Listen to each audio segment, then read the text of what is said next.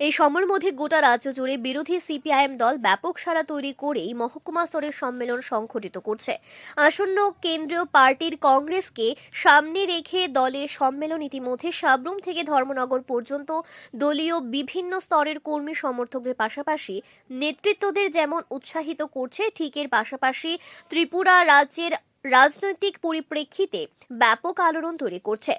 একটা অংশ থেকে দাবি উঠছে 2018-র পর প্রথমবার সিপিআইএম অন্তত সম্মেলনকে সামনে রেখে যেভাবে গোটা রাজ্যের মধ্যে নিজেদের হারানো জমি উদ্ধার করতে সমবেতভাবে ময়দানে অবতীর্ণ হয়েছে, তার পরিপ্রেক্ষিতে শাসক বিজেপি দলের বুকে কাঁপন ধরে গেছে।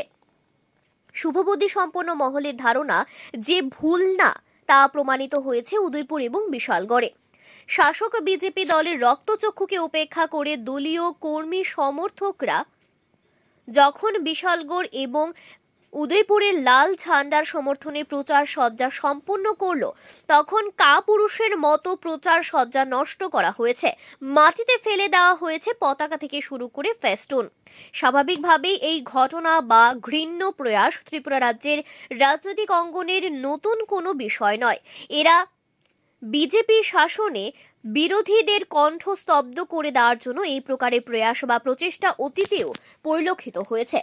তবে প্রতিবারই যেভাবে সাধারণ মানুষ ঘুরে দাঁড়াচ্ছেন, প্রতিবাদ করছেন, তার ভাষা কিন্তু অন্যরকম। বিশেষ করে এই সময়ের মধ্যে যেখানে গোটা রাজ্য জুড়ে বামপন্থী কর্মী সমর্থকেরা ঘুরে দাঁড়াচ্ছে, দিকে দিকে পরিবর্তনের বার্তা তুলে ধরছে, সে জায়গায় দাঁড়িয়ে বিশালগড় এবং উদয়পুরের শাসক দলীয় একাংশ যুবকদের এই কর্মকাণ্ড রীতিমতো রাজনৈতিক পরিপ্রেক্ষিতে হাসির খোরাকে পরিণত হয়েছে। Bureau report, Tripura news Bangla.